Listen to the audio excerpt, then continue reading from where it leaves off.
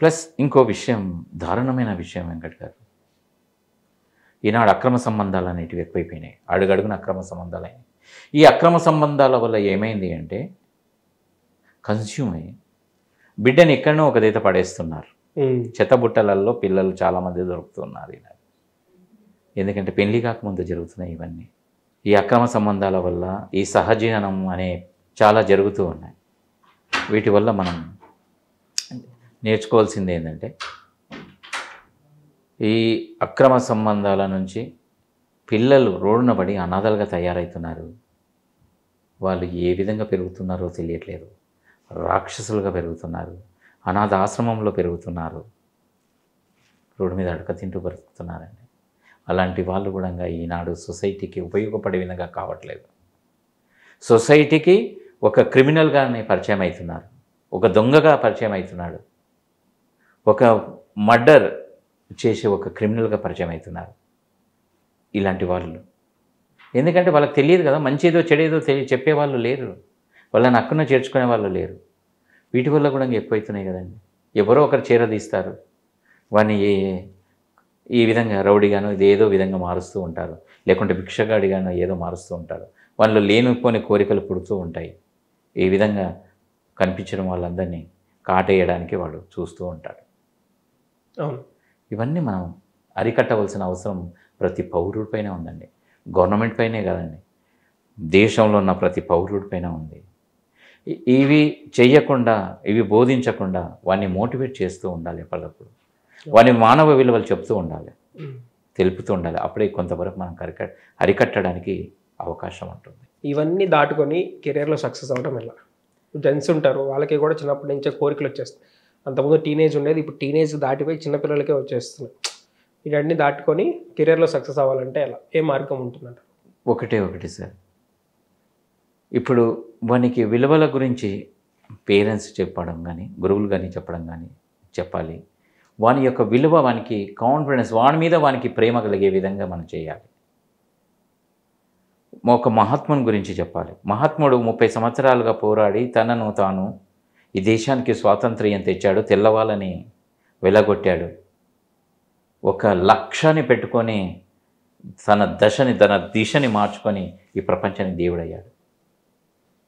ఒక అంబేద్కర్ గురించి చెప్పాలి, ఒక మదర్ తెరీసా వారి గురించి చెప్పాలి. మదర్ తెరీసా గారు అనాథ పిల్లలని అక్కన చేర్చుకొని ఎంతోమందికి సేవలు అందించారు. ఒక అబ్దుల్ కలాం గారు పేపర్ బాయ్గా ఉండి ప్రపంచానికి రాష్ట్రపతి అయి ఎన్నో విలువలతో కూడిన జీవితాన్ని తాను అనుభవించడమే కాదు, ఇతరులకు నేర్పించి ప్రపంచానికి ఒక మంచి భవిష్యత్తును అందించి వెళ్ళిన మహా నేత ఆయన, మహా వ్యక్తి, సైంటిస్ట్ ఆయన. అలాంటి విలువలతో కూడిన మనుషుల యొక్క జీవితాలను వాళ్ళకి చెప్పి తన మీద తనకు ప్రేమ కలిగే విధంగా, మనస్సుని దృఢత్వంగా ఉంచుకునే విధంగా వాళ్ళని తయారు చేయాలి.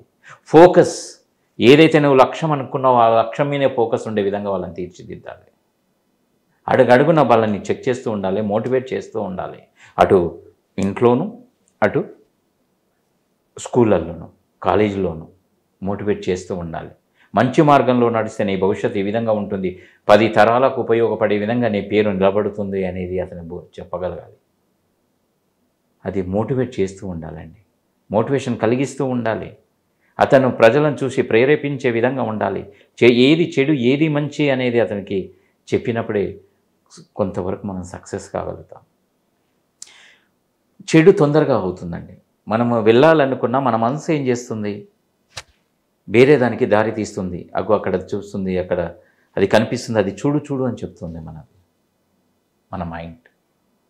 అప్పుడు మన మనసుని కంట్రోల్లో పెట్టుకొని, అది కాదు నాది, నా విజన్ అది కాదు, నా లక్ష్యం ఇది, నేను చేసుకోవాల్సిన లక్ష్యం ఇది, నేను చేరుకోవాల్సిన లక్ష్యం ఇది, నేను సాధించవలసిన లక్ష్యం ఇది, నేను జీవితంలో నేను ఉండవలసిన స్టేజీ ఇది, 10 మందికి ఉపయోగపడే వ్యక్తిగా నేను జీవించాలనే ఆశ, కోరిక, ఒక దృఢత్వం, ఒక గోల్, ఒక లక్ష్యం అతనిలో నింపాలండి. నింపినప్పుడే ఇలాంటివి సొసైటీలో తగ్గడానికి అవకాశం ఉంది.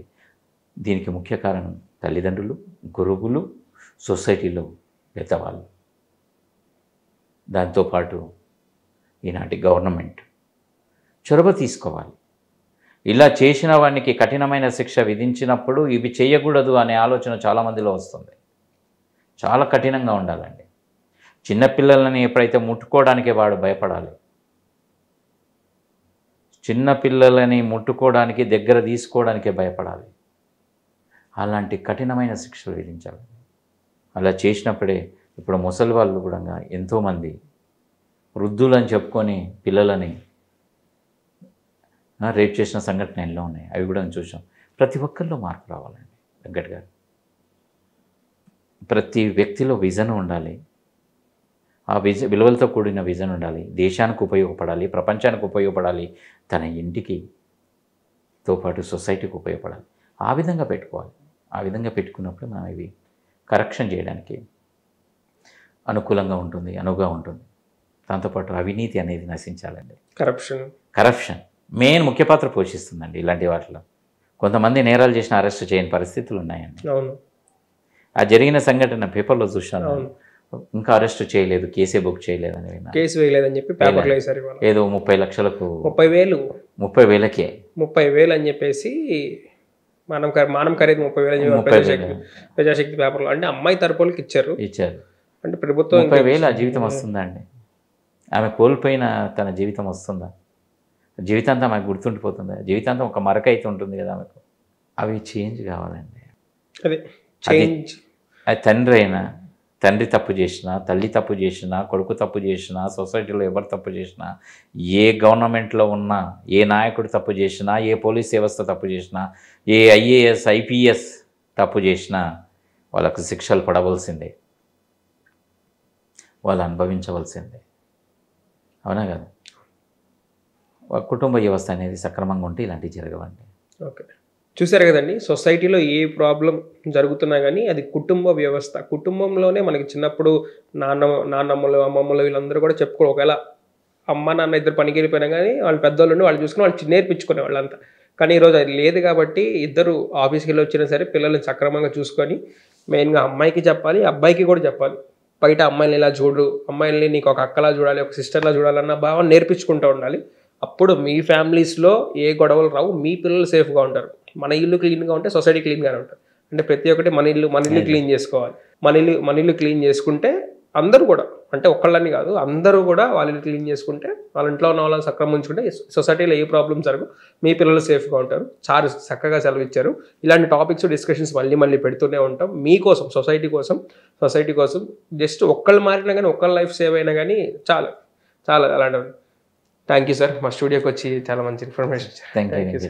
Thank you sir.